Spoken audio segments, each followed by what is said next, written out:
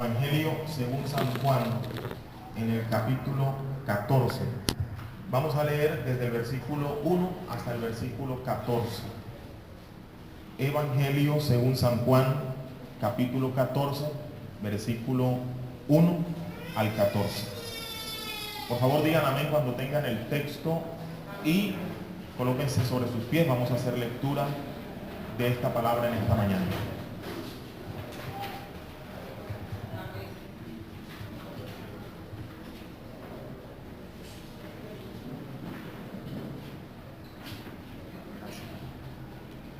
Ya tenemos el texto en el Evangelio según San Juan, capítulo 14, versículos del 1 al 14. Vamos a leerlo en el nombre del Padre, del Hijo y del Espíritu Santo. No se turbe vuestro corazón. Creéis en Dios, creed también en mí. En la casa de mi Padre muchas moradas hay. Si así no fuera, yo os lo hubiera dicho. Voy pues a preparar lugar para vosotros. Y si me fuere y os prepararé el lugar, vendré otra vez y os tomaré a mí mismo, para que donde yo estoy, vosotros también estéis. Y sabéis a dónde voy, y sabéis el camino. Le dijo Tomás: Señor, no sabemos a dónde vas. ¿Cómo pues podemos saber el camino? Jesús le dijo: Yo soy el camino y la verdad y la vida. Nadie viene al Padre sino por mí. Si me conociereis, también a mi Padre conoceríais, y desde ahora le conocéis y habéis visto. Felipe le dijo: Señor, muéstranos el Padre y nos basta. Jesús le dijo: ¿Tanto tiempo hace que estoy con vosotros y no me has conocido, Felipe? El que me ha visto a mí ha visto al Padre. ¿Cómo pues dices tú: muéstranos el Padre? ¿No crees que yo soy en el Padre y el Padre en mí? La palabra que yo os hablo no la hablo por mi propia cuenta, sino que el Padre que mora en mí, Él hace las obras. Creedme que yo soy en el Padre y el Padre en mí. De otra manera, creedme por las mismas obras. De cierto os digo, el que en mí cree, las obras que yo hago, él las hará también, y aún mayores hará, porque yo voy al Padre. Y todo lo que pidierais al Padre en mi nombre, lo haré, para que el Padre sea glorificado en el Hijo.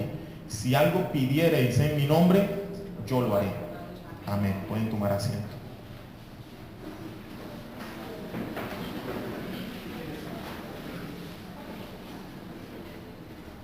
El domingo pasado prediqué un sermón titulado Amor Radical. Y ese es el sermón que vamos a compartir en los grupos con vida este miércoles. Recuerden que el miércoles pasado no tuvimos reunión en los grupos con vida, entonces este es el sermón que vamos a compartir en los grupos con vida. Esta mañana lo que pretendo hacer es tal vez darle continuidad a ese sermón, enfatizando en algunos puntos que a mi modo de ver quedaron muy generales en el sermón del domingo pasado. Entonces, permítanme hacerles una muy breve recuento de lo que fue el sermón del domingo pasado. El domingo pasado, en ese sermón titulado Amor Radical, dijimos que Dios es un Dios radical, el Dios de la Biblia es un Dios radical, que no admite términos medios, y en contraposición a eso, el hombre y mujer de nuestros días es relativo, es decir, el hombre y mujer de nuestros días no le gusta que le digan o es por aquí o es por allá. El hombre y mujer de nuestros días prefiere que le digan que hay términos medios, donde él se puede acomodar y donde no entra en conflicto con ni uno ni con otro. Es ahí donde aparece el popular simpatizante. El simpatizante es alguien que dice: me gusta la iglesia, pero no me quiero comprometer con la iglesia. Es decir, buscando términos medios, pero con Dios no es así. Ese hombre y esa mujer que le gusta como encontrar estados y términos medios, sin embargo está en búsqueda de respuestas.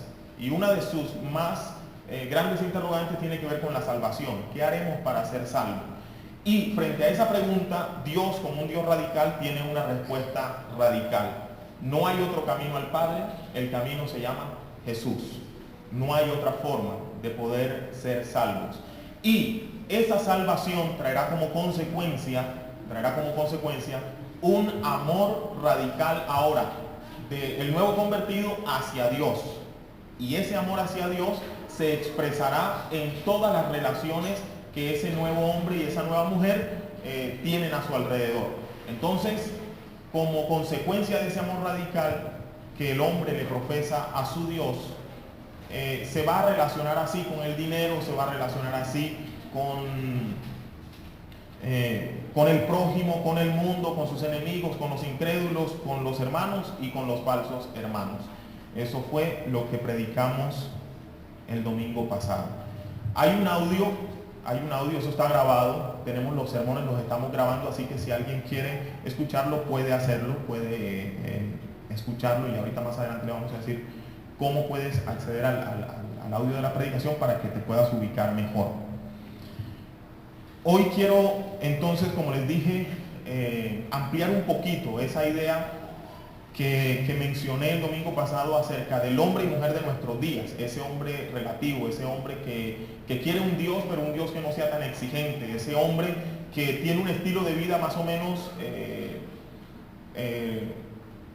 definido por la frase vive y deja vivir, vive tu vida y déjame vivir la mía. Esa es la frase típica de un hombre y de una mujer que no quiere compromisos con Dios. Bien, en el campo filosófico se podría argumentar que Dios es una idea, es decir, Dios está en la mente, Dios es una idea, y como tal necesita de una mente que lo piense para existir. Estoy seguro que han escuchado muchos de ustedes, algunos de ustedes, esa argumentación. Dios es una idea y para que Dios exista debe haber alguien que lo piensa. Si no hay alguien que lo piense, pues Dios no existe porque es una idea. Eso en el campo filosófico podría argumentarse de esa manera. Pero en el campo teológico y más concretamente en el plano bíblico, Dios es. Dios es. Dios está. Dios existe. Su realidad, la realidad de Dios, ni siquiera amerita discusión desde el campo teológico o desde el punto de vista bíblico. La Biblia no está hecha para demostrar que Dios existe. La Biblia no se escribió para demostrarle a nadie que Dios existe. De hecho, el primer texto bíblico da por sentado su realidad. El primer texto bíblico dice: en el principio creó Dios los cielos y la tierra. La Biblia de entrada nos da a entender, a quien la quiera leer, le da a entender que Dios existe y le da a entender que la Biblia no está dispuesta a argumentarle la existencia de Dios a nadie. La Biblia no está hecha para, ven acá que te voy a demostrar que Dios existe con la Biblia. No, señor, no es una verdad que necesite argumentos, no es una verdad que necesite ser debatida. Simplemente Dios es. Así lo dice la Biblia, así lo creemos nosotros. Muy seguramente, pienso yo, que la Biblia no considera de nuestra incumbencia darnos mayores explicaciones acerca de la existencia de Dios, seguramente por nuestra incapacidad de comprender eso. Es decir, muy probablemente nosotros no entendemos cómo Dios existe desde siempre y hasta siempre, por más que lo digamos y que sea una forma sea una creencia nuestra, es difícil comprenderlo. Entonces, sencillamente la Biblia no entra en ese campo a tratar de argumentar nada. Leí acerca de un hombre llamado Francisco Mora. Hay un hombre que se llama Francisco Mora. Él es neurocientífico. Es un neurocientífico. Y escribió un libro que se llama Dios o El Dios de cada uno. Francisco Mora, un neurocientífico, escribió un libro que se llama El Dios de cada uno. Y voy a citar una frase textualmente que este señor lanza en uno de sus escritos. Abro comillas, dice así: si tratáramos de encontrar en la realidad un reflejo de la idea de Dios, nos daríamos cuenta de que Dios no existe, porque el mundo no alberga nada que encaje con la idea de Dios que tengo en mi cabeza. Este señor dice: yo tengo una idea de Dios en mi cabeza. Usted y todos nosotros tenemos una idea de Dios en nuestra cabeza. Pero si intentáramos encontrar en el mundo que vemos, en el mundo que podemos palpar, algo que se asemeje siquiera a la idea que tengo de Dios, no lo encontraríamos. Eso nos demuestra que Dios no existe, porque nada en este mundo se parece a la idea que yo tengo de Dios, dice este señor. Ahora digo yo, el problema con esta sabia, y coloco sabia entre comillas, opinión, o con esta sabia frase de este señor, no es, escúchese bien, no es que nada haya en el mundo que no encaje con la idea de Dios que tenemos en nuestra cabeza, sino que la idea que está en la cabeza de él, de Dios, no encaja con el reflejo de Dios en este mundo. Escúcheme bien. No es que el reflejo de Dios no encaje en la idea que tenemos de Dios. Es que muchas veces la idea que tenemos de Dios no encaja en el reflejo que Dios nos muestra, en el reflejo que Dios da al mundo de Él.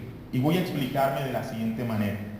Acabamos de leer San Juan capítulo 14, versículos del 1 al 15, ¿cierto? Del 1 al 14. Y en esa narración Jesús está hablando con sus discípulos. Jesús les está diciendo: yo me voy, pero me voy para prepararles un lugar a ustedes. En la casa de mi Padre muchas moradas hay. Yo me voy a preparar lugar para ustedes. Y en esa conversación, sus discípulos, y más específicamente Tomás, le dice: Señor, no sabemos a dónde vas. ¿Cómo podemos saber el camino si no sabemos para dónde vas? Jesús le responde. Y después aparece Felipe diciéndole: Señor, muéstranos al Padre y nos basta. ¿Sí? En la mente de los discípulos había una idea del Padre, una idea de Dios. Ellos tenían una idea de Dios. Y estando en contacto con Jesús, pretenden ellos que la idea que ellos tienen de Dios se haga una realidad. Se haga una realidad. Quieren ver a Dios, pero desde la idea que ellos tienen en la cabeza. Y no están viendo al Dios que Jesús les está revelando. ¿Pero qué les impide ver al Dios que Jesús está revelando? La idea que tienen de Dios en sus cabezas. ¿Me explico? Tienen una idea equivocada de Dios. Entonces esa idea equivocada de Dios les hace afanosamente buscar de alguna manera a ese Dios que tienen en sus cabezas. Y ese afán y esa idea les impide ver el reflejo del verdadero Dios. Jesús le responde a Felipe: Felipe, tanto tiempo yo estoy con ustedes, tanto tiempo hace que estoy con vosotros y no me has conocido. Felipe, el que me ha visto a mí ha visto al Padre. ¿De acuerdo, hermanos? El que me ha visto a mí ha visto al Padre, dijo Jesús. Luego, lo que este señor Francisco Mora dice de que no hay un reflejo de Dios en el mundo que podamos mirar y decir: ese es Dios, es falso. Porque el reflejo de Dios en el mundo es Jesús. ¿Cuántos dicen amén? Colosenses capítulo 1 versículo 15 dice: Él es la imagen del Dios invisible. ¿Quién es la imagen del Dios invisible? Jesús. El problema es que la gente no quiere ver a Jesús, no quiere ver al Dios que Jesús muestra. Ese es el problema. El problema es la idea que este hombre y que muchos tienen en sus cabezas de Dios y están en búsqueda de ese Dios, impidiéndose así ver el Dios que Jesús revela. Porque Dios no está escondido. ¿Cuántos dicen amén? Dios no está escondido. ¿De acuerdo? Dios no está escondido. Dios se reveló a sí mismo. Dios está para ser visto por todos. Pero la idea que la gente tiene en su cabeza de Dios les impide ver a ese Dios. Les impide ver a Jesús. Luego, Colosenses, capítulo 1, versículo 18, el 1:15 dice: Él es la imagen del Dios invisible. Él es la imagen del Dios invisible. Y el versículo 18 dice que Jesús es la cabeza del cuerpo. Y el cuerpo es la iglesia. ¿Es así? Él es la imagen del Dios invisible y a la vez es la cabeza del cuerpo que es la iglesia. La idea que quiero transmitir ahora es esta. Jesús es la imagen del Padre y la iglesia ha de ser la imagen de Jesús. ¿De acuerdo? ¿En qué sentido? ¿En qué sentido cuando el hombre y mujer de nuestros días mira a la iglesia debe ver a Dios?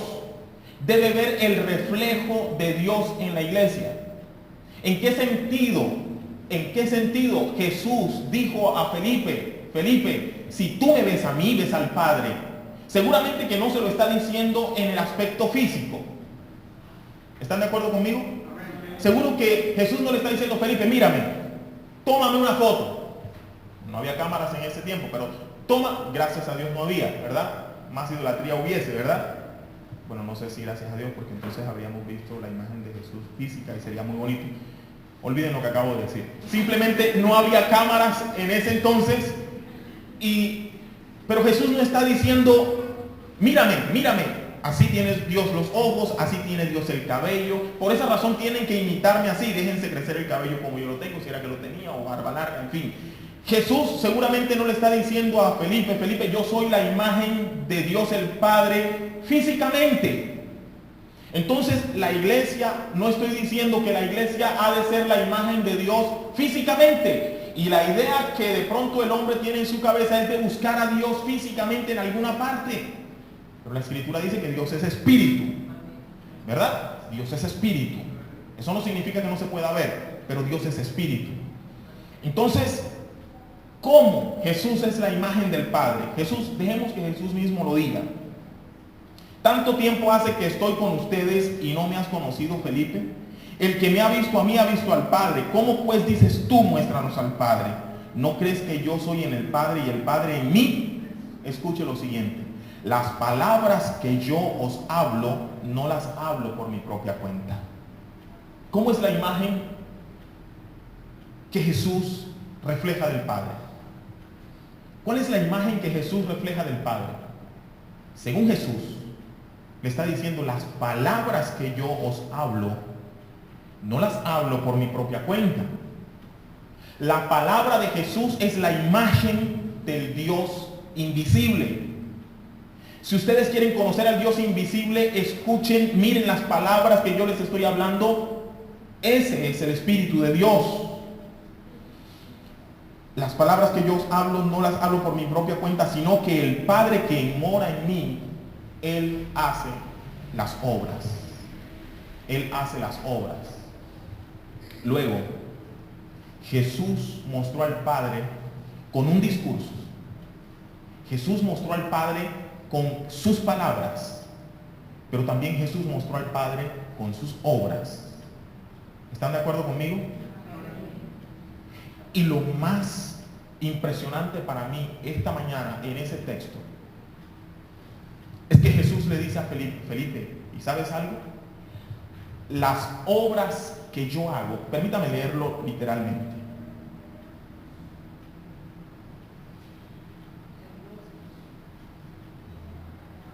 Créeme que yo soy el Padre y el Padre en mí, de otra manera creedme por las mismas obras. De cierto les digo, el que en mí cree, las obras que yo hago, él las hará también, y aún mayores las hará, porque yo voy al Padre. En una sociedad que quiere un Dios, pero que quiere un Dios que no sea exigente, sino que quiere un Dios que le supla todas sus necesidades, la idea que el hombre y mujer de nuestros días tiene de Dios es un Dios que anda haciendo y repartiendo milagros y maravillas y prodigios y portentos. Y eso es lo que el hombre de nuestros días está buscando. ¿Dónde está Dios? Y es fácil que entendamos e interpretemos ese texto pensando que cuando Jesús dice las obras que yo hago se está refiriendo a los milagros. Pero cuando Jesús está hablando de las obras que yo hago, se está refiriendo a su estilo de vida y a su forma de vivir. ¿Están de acuerdo conmigo? En el contexto de ese texto, Jesús no viene hablando de milagros por ninguna parte. Jesús está hablando del reflejo que Él es del Padre. Sería fuera de contexto pretender que cuando Jesús dice las obras que yo hago, se va a referir a milagros. Jesús se está refiriendo a su manera de vivir, a su manera de comportarse, a su manera de relacionarse, a su manera de guardar comunión. Créeme, iglesia de Jesucristo, que el que cree en mí, las obras que yo hago, la manera en que yo vivo, ellos las harán y aún mayores, porque yo voy al Padre y desde el Padre enviaré un consolador para que esté con ustedes todos los días del mundo, les guíe y les ayude para que puedan ser el reflejo del Dios invisible en la tierra. Dios se deja ver de este mundo a través de su iglesia, a través de sus palabras, a través de su discurso y a través de sus obras. ¿Están de acuerdo conmigo? Pero el hombre y mujer no puede ver a Dios en la iglesia porque está tras otra idea de Dios, está tras otra noción de Dios. El hombre de nuestros días está buscando el Dios de su cabeza, el Dios de su idea, y no el Dios que está revelado en las Escrituras y que ha de ser revelado por la iglesia en su manera de vivir. Por esa razón, es tan importante la doctrina de la iglesia, y por esa razón es tan importante el andar y el vivir de la iglesia. Porque si la doctrina de la iglesia es manchada y si su andar es manchado, entonces la imagen del Dios invisible para los inconversos será manchada y no podrán venir al conocimiento del Dios verdadero. ¿Están de acuerdo conmigo? La iglesia debe reflejar a Cristo así como Cristo refleja al Padre. La iglesia no debe pretender ser infalible, en el sentido de que no nos equivocamos, de que no fallamos. No puede ser discurso ni tampoco es doctrina de la iglesia, tampoco es doctrina de las Sagradas Escrituras decir que la iglesia es infalible. Porque la iglesia está conformada por hombres y mujeres sujetos a pasiones. Es más, el apóstol Pablo, me acabo de acordar de este texto, no lo preparé dentro de mi sermón, pero el apóstol Pablo dice que tenemos este tesoro en vasos de barro. Es decir, este tesoro, este mensaje que nosotros comunicamos es un tesoro para este mundo, pero ese tesoro, ese mensaje que nosotros comunicamos está en vasijas de barro. Nosotros somos vasijas de barro. Nosotros somos frágiles, nos equivocamos, fallamos, pero nuestra doctrina, la doctrina de la iglesia debe mantenerse intacta si queremos seguir siendo el reflejo de Dios para un mundo en búsqueda de Dios. O mejor, para un Dios en búsqueda del mundo. Guardar el mandamiento. No permitir que la idea de Dios sea manchada con categorías filosóficas, psicológicas y demás.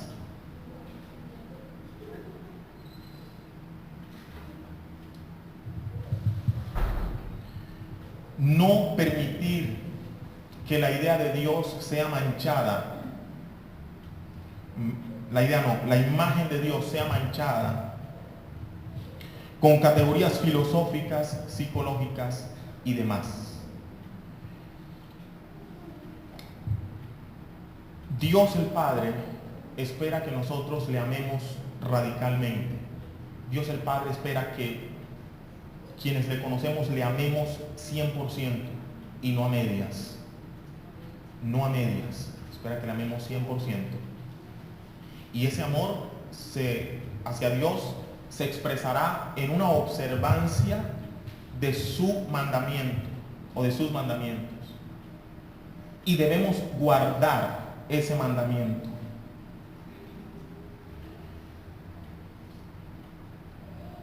¿Qué normalmente usted guarda? Hablando de guardar, sencillamente, ¿qué es lo que normalmente usted guarda? O mejor, ¿qué es guardar? ¿Qué es guardar? Guárdame ahí, ¿qué es guardar? Alguien, mira acá, guárdame esto aquí. Si yo te digo, guárdame esto aquí, por favor, ¿tú qué haces? Lo guardas, lo aseguras, lo proteges. No quieres que se te pierda, ¿verdad? Toma, guárdame ahí, si se me pierde me lo pagas. ¿Alguna vez usted le ha dicho a alguien así? Ah, no, mejor te guárdalo tú. Yo no voy a pagar nada, pues, ¿verdad? No. Guárdame ahí. ¿Qué es guardar? ¿Y qué es lo que normalmente uno guarda? Lo que uno considera valioso. Puede que no tenga mucho valor para el otro, pero si para mí es valioso, yo lo guardo. ¿Estamos de acuerdo? Yo tengo un amigo mío por ahí, que eso guarda lo que usted menos cree. Parece un viejito. Guarda, con todo respeto a los viejitos, guarda lo que usted menos cree. Con el supuesto y con el pretexto de que algún día sirve para algo. ¿Sí o no? ¿Ha escuchado usted a un viejito decir así? Algún día sirve para algo. Déjamelo ahí. Y usted va a votar, déjeme eso ahí, déjamelo ahí. Algún día sirve. Cuando lo necesite, entonces me vas a venir a decir a mí. ¿Sí o no? ¿Se ha escuchado usted eso? Entonces uno guarda lo que para uno es valioso. Lo que para uno es valioso. Tú no guardarás el mandamiento del Señor si para ti Dios no es valioso. Si tú no amas a Dios, si para ti sus palabras no son la revelación de lo máximo, tú no guardarás sus mandamientos. Porque uno guarda lo que para uno es valioso. Y es un peligro darle a guardar algo a alguien que para él no sea valioso, que para el otro sí sea valioso, pero para él no sea valioso. Porque uno va y lo deja en cualquier parte, ¿verdad? Uno va y lo deja en cualquier parte. Si me amas, guarda mis mandamientos. Si me amas, guarda mis mandamientos. ¿El mandamiento del Señor es valioso o no es valioso? ¿Por qué es valioso? Sencillamente porque el mandamiento de Dios es el reflejo de Dios para el mundo. ¿Están de acuerdo, hermanos? Imagine cómo predicaríamos a Dios, cómo predicaríamos del Evangelio de Jesucristo sin las palabras de Dios. ¿En dónde sustentaríamos nuestro discurso? ¿Cuál sería el apoyo de nuestros mensajes si ignoráramos las palabras de Dios? Y permítame decirle en esta mañana que muchos discursos y muchas enseñanzas están sustentadas en otras teorías, lejos, distintas del mandamiento, de la palabra del Señor. Hay muchas cosas que usted y yo hemos dado por sentado como verdades que están sustentados más en la psicología o en la filosofía que en la propia escritura. Eso es no guardar el mandamiento. ¿Me escuchan? Eso es no guardar el mandamiento. La iglesia no está llamada a ser inequívoca, que no se equivoque en su conducta, en su vivir. Pero el mandamiento ha de guardarse, ha de preservarse, ha de cuidarse. El mandamiento ha de ser guardado tal y cual como Dios lo ha dicho, como Dios lo ha revelado, por una razón sencilla que ya he dicho más de una vez esta mañana. Porque el mandamiento de Dios es el reflejo del Dios invisible. ¿De acuerdo?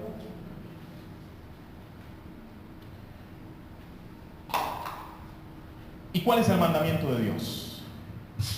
¿Se acuerdan del joven rico? Señor, ¿qué hago para heredar la vida eterna? Ama a Dios, ¿verdad? El mandamiento conoces. Ama a Dios y al prójimo también. Ese es el mandamiento de Dios. El mandamiento de Jesús es: un nuevo mandamiento les doy. Este es el nuevo mandamiento, que se amen los unos a los otros. Pero el mandamiento no puede quedar tan escueto como ámense los unos a los otros. Hay una frase por ahí que dijo un gran pensador de la iglesia en siglos pasados, no recuerdo ahora quién fue, pero él dijo: ama y haz lo que quieras. El mandamiento no puede ser tan escueto y tan general. Amar y ama a Dios y ama al prójimo y ya. Pero entonces ese amor a Dios y ese amor al prójimo comienza a ser dirigido, encaminado y ordenado por Dios mismo a través de sus propias palabras. Si amas al prójimo, no le desees el mal, no le hagas el mal. ¿De acuerdo? Uno no puede decir yo lo amo pero le hago el mal, porque entonces estamos manchando el mandamiento. ¿De acuerdo? Estamos manchando el mandamiento. Y así, cada una de las recomendaciones o no mandamientos que la Escritura menciona, los menciona no para que se convierta en una regla legalista de nuestra conducta, sino para que regule, dirija y ordene nuestro amor hacia el prójimo y nuestro amor hacia Dios. El amor al prójimo nos llevará, o el amor a Dios nos llevará definitivamente a guardar comunión, a vivir en comunión. Les invito a que abran Primera de Juan capítulo 1, versículos del 3 al 10.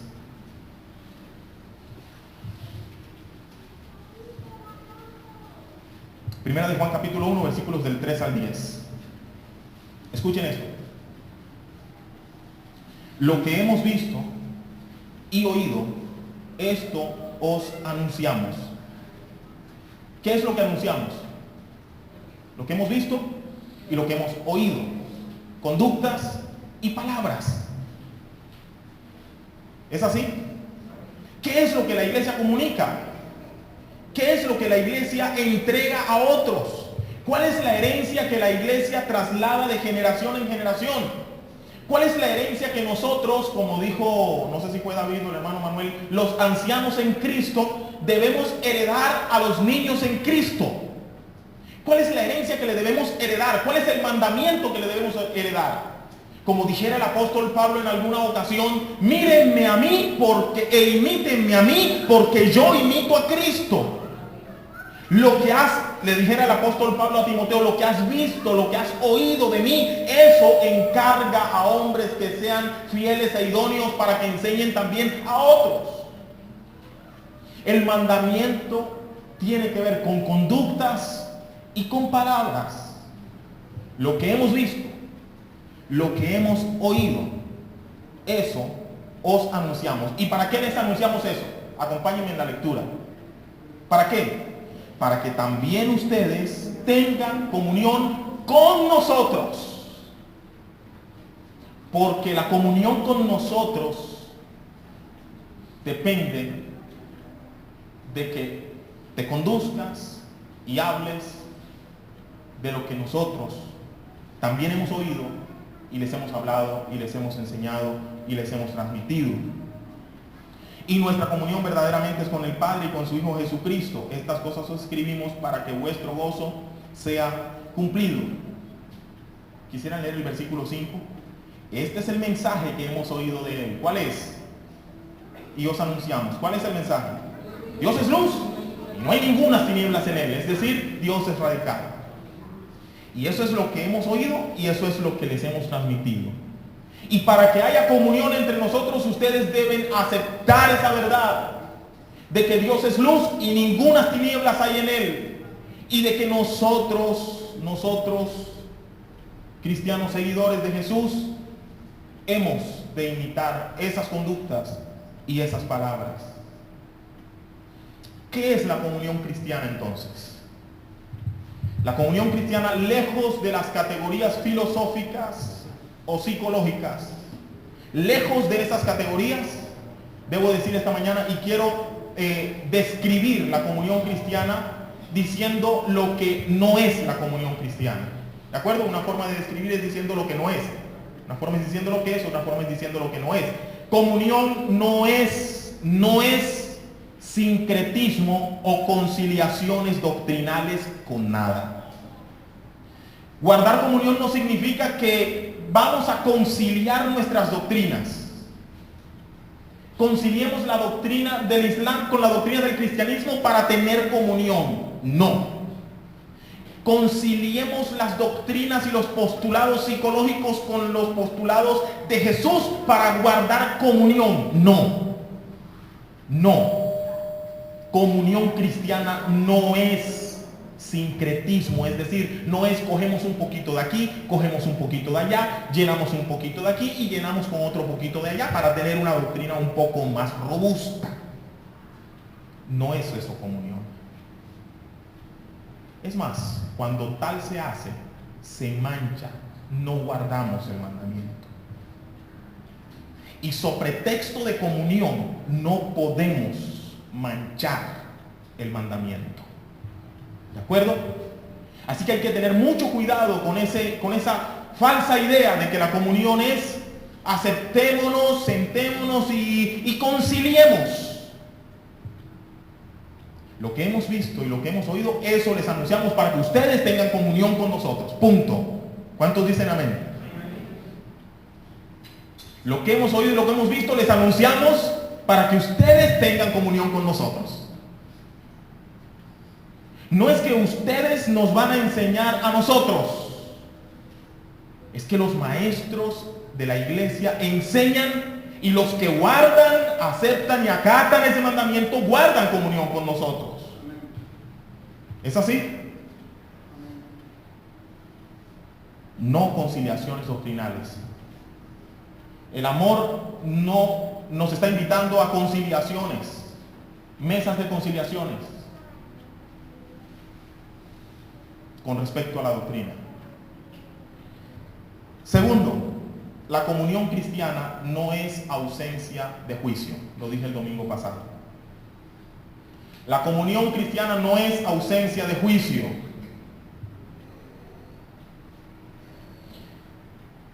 Y es más, escúcheme bien, si no hay una pureza en la doctrina, jamás habrá una pureza en el juicio. ¿Escucha? Si tú no tienes una doctrina pura, tu juicio no será puro. Porque el juicio depende de la doctrina. ¿A qué me refiero cuando digo juicio? Me refiero a que la iglesia no entra en verdades relativas, la iglesia entra en verdades absolutas. O es bueno o es malo.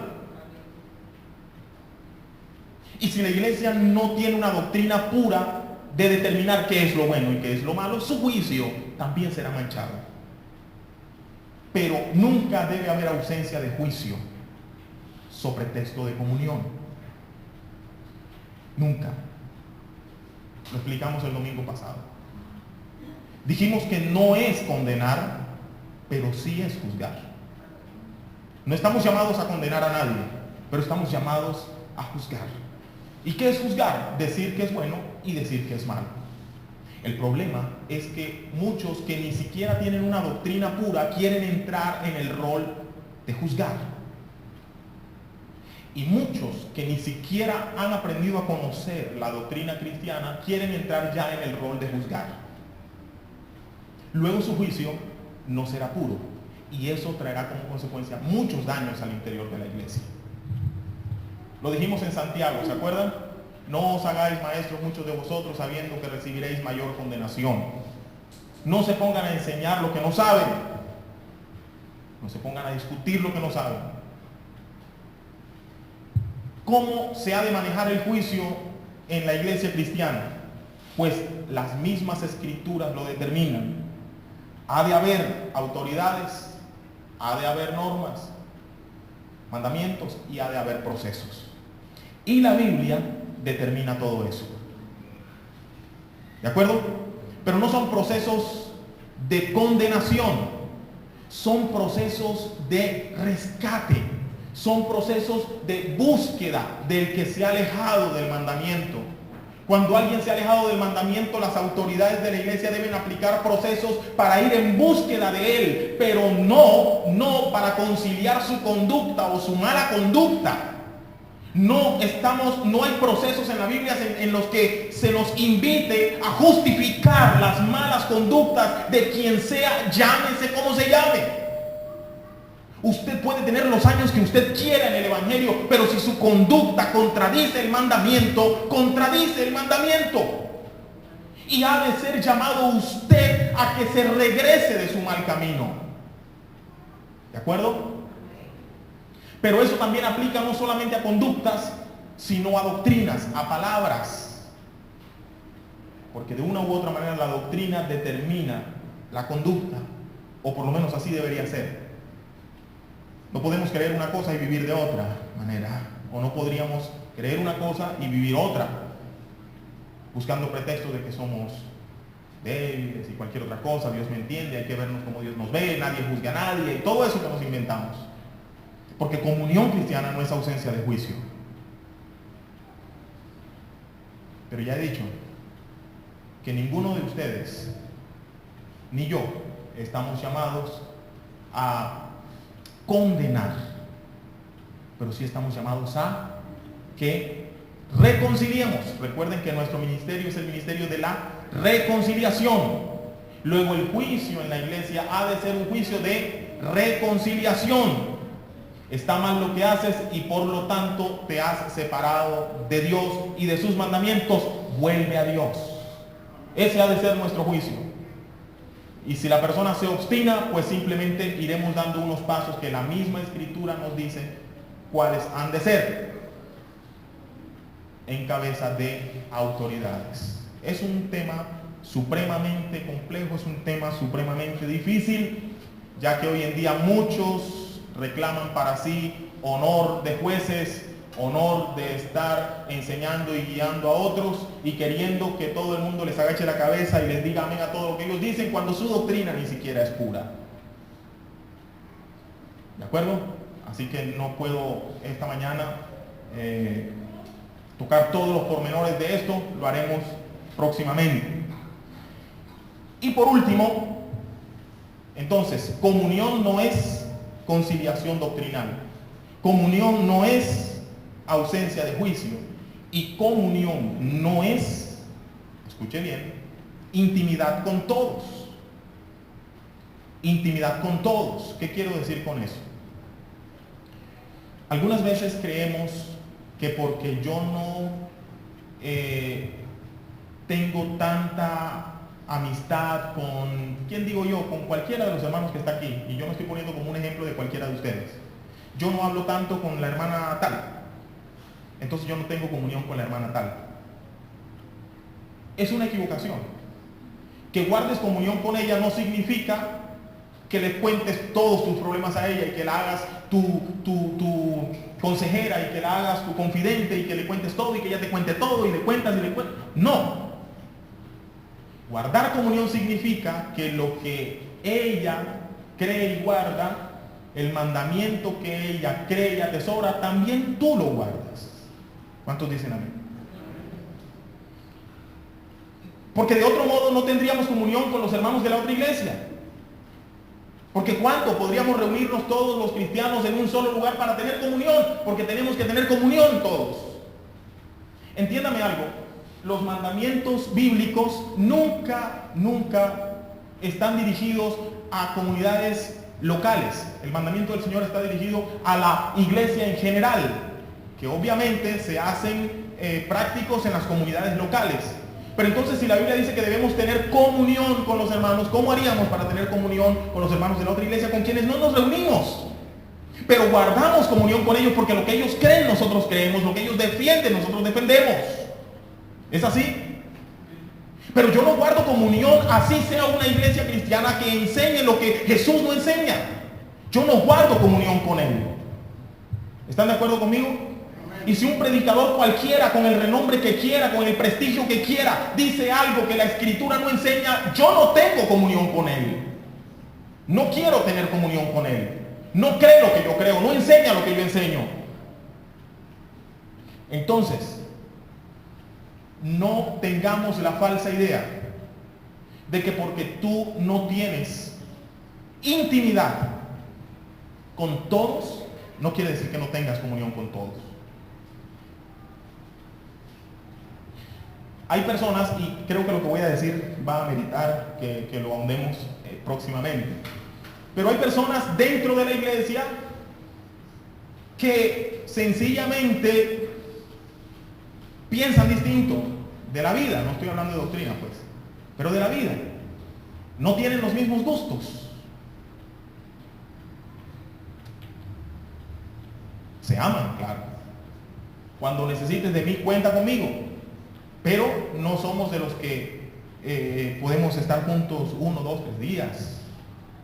Y eso no es falta de comunión. ¿De acuerdo? Eso no es falta de comunión.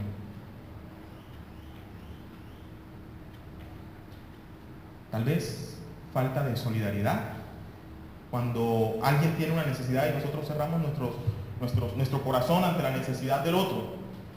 Pero la comunión tiene mucho o no mucho, tiene todo que ver con el mandamiento y con la doctrina. Yo guardo comunión con aquellos que creen lo que yo creo, lo que la Escritura enseña, lo que yo he oído y lo que yo he visto. Yo no puedo guardar comunión con aquel que dice que tienes que hacer un pacto para que te den no sé cuántos miles de pesos y tienes que hacer siembras y dinero y toda esa cantidad. Yo no puedo guardar comunión con ellos.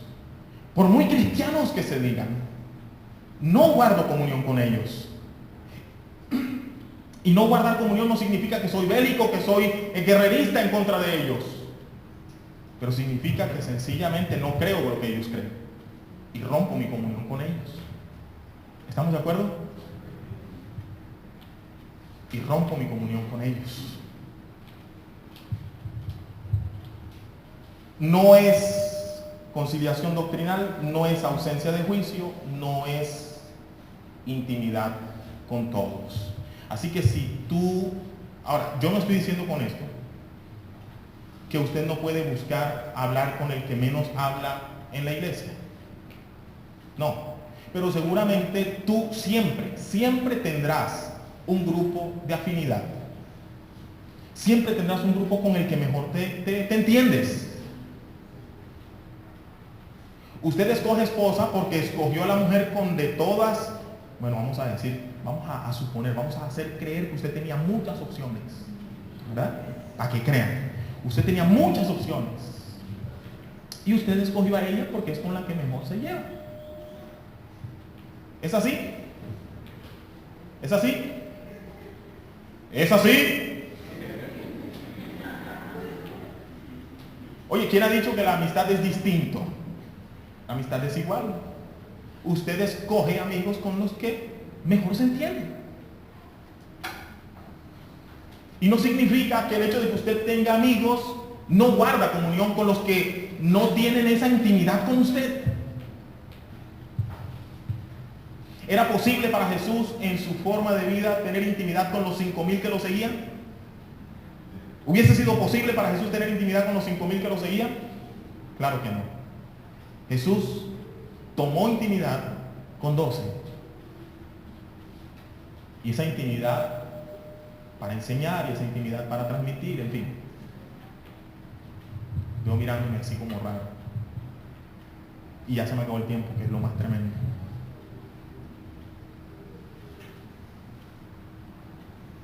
Recuerdan que nuestro ejercicio en los grupos con vida es retroalimentarnos.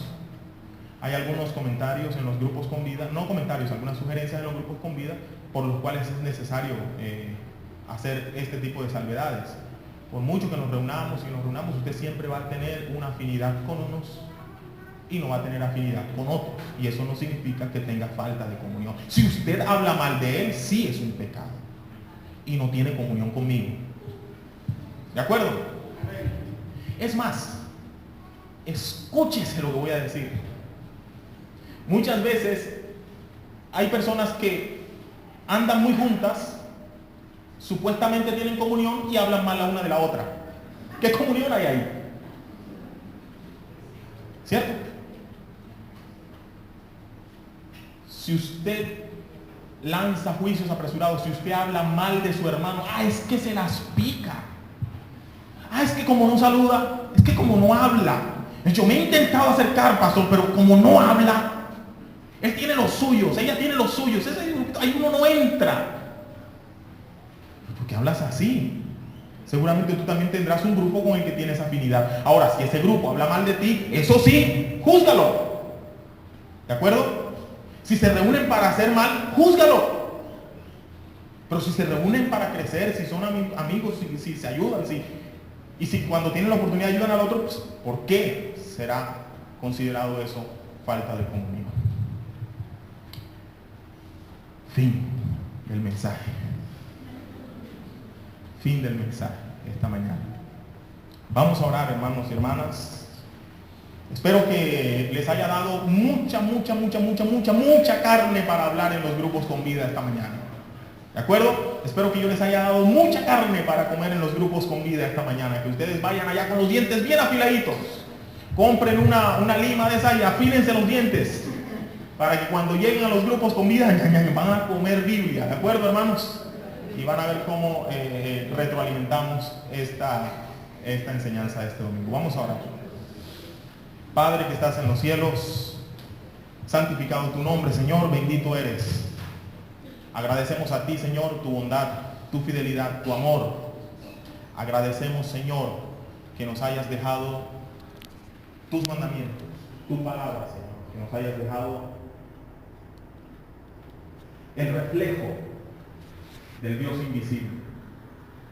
Y el reflejo del Dios invisible está en tus palabras, en las Sagradas Escrituras, en las palabras que transmitimos como iglesia de generación en generación, pero no solo en las palabras podemos sustentarlo, sino en tu palabra, en la Biblia, Señor, en las Sagradas Escrituras, pero también en el comportamiento, en el andar, en el diario vivir, Señor. Esta mañana yo te ruego, yo te pido, Dios, que nos enseñes a amar radicalmente y que nos enseñes a guardar comunión, que podamos comparar la idea que tenemos de Dios con el reflejo que tenemos de Dios, que es tu palabra, y podamos dar, Señor, relevancia al reflejo de Dios y no a nuestra idea y a nuestra noción, que en algún momento puede estar manchada, Señor, por categorías distintas a tu palabra.